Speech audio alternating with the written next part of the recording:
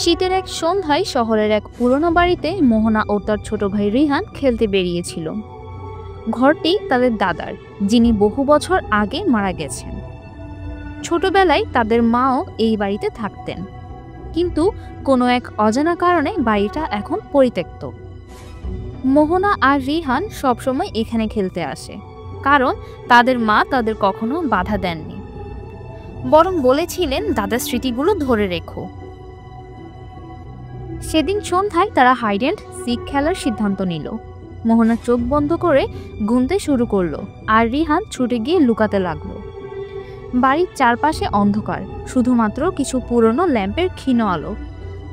গুনতি শেষে মোহনা খুঁজতে শুরু করলো রিহানকে। ঘরের ভাঙা দরজা, পুরনো বইয়ের তাক, ধুলো মাখা জানালা, সবখানে খুঁজেও রিহানকে খুঁজে পাচ্ছিল না মোহনা।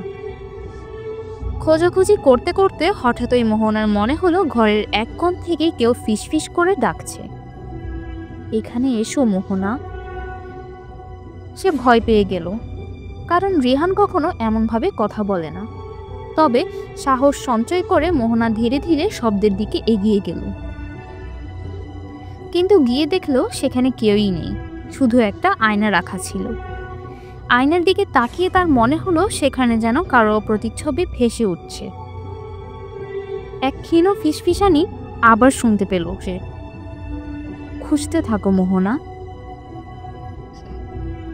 ততক্ষণে ভয় আর কৌতূহল মিশিয়ে মোহনার মন আরো বিক্ষিপ্ত হয়ে উঠল। কোথায় রিহান? সে কি এখানে আছে, নাকি এই পুরনো বাড়িতে আরও কিছু রহস্য লুকিয়ে আছে? খুঁজতে খুঁজতে মোহনা দোতলার একটি পুরনো ঘরে পৌঁছলো।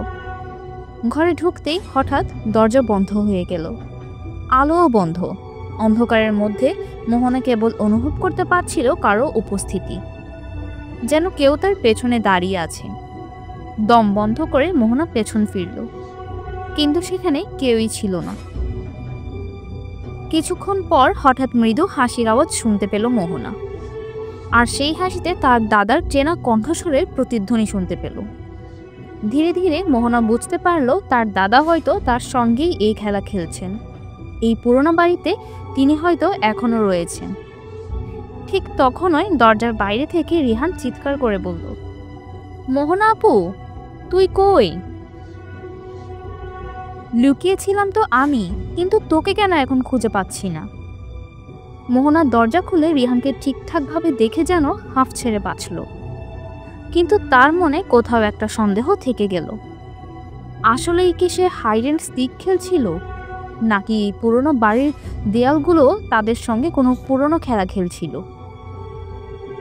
ঘর থেকে বের হওয়ার সময় মোহনা পেছনে তাকিয়ে দেখল সেই আয়নাটা তার দিকে তাকিয়ে আছে, আর ফিস ফিস করে বলছে, আবার এসো মোহনা, খেলা এখনো শেষ হয়নি।